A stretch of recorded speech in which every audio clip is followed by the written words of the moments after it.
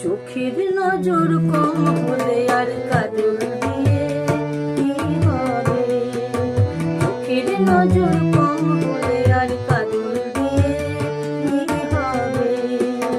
রূপ যদি না থাকে সখী করো কেন তবে?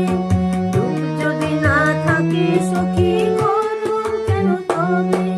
কাজল দিয়ে কি হবে? চোখের নজর কম হলে আর কাজল দিয়ে কি হবে?